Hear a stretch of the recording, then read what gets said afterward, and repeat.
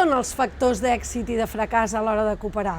Hi ha molts estudis que ho analitzen, i un dels estudis que el va elaborar Acció bàsicament en ressalta com a més importants 4. Aquests són, primera, que hi hagi un esforç molt clar i predeterminat per construir aquest ecosistema col·laboratiu al voltant de les empreses, que tinguem clar quins són els nostres partners i que comencem a treballar-los, perquè no és un tema que es fa d'un dia per l'altre. A vegades una relació de confiança pot durar-te inclús uns anys, i buscar aquest partner ideal.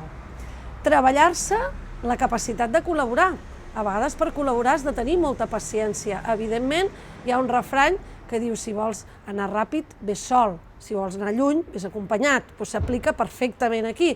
Per tant, a vegades necessites paciència per tal d'acceptar que l'altre pensa diferent, que actuaria d'una forma diferent, que tu no hi estaries d'acord, però a vegades amb la totalitat del projecte veus que això ha tingut sentit, potser adequar-te al seu funcionament.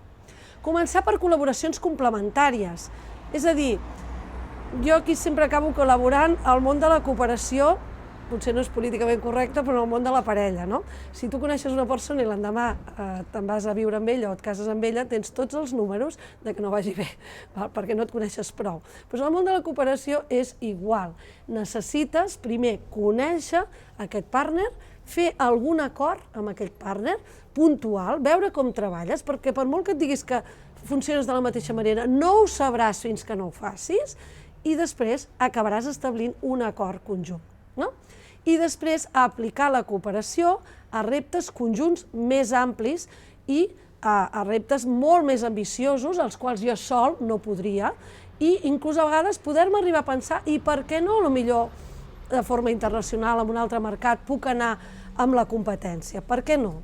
Per tant, aquests serien els 4 factors d'èxit, que a la vegada són d'èxit i de fracàs, si ens els apliquem bé o no ens els apliquem, que és esforç per construir l'ecosistema, treballar la capacitat de cooperar, començar per col·laboracions complementàries i treballar-ho amb reptes més ambiciosos.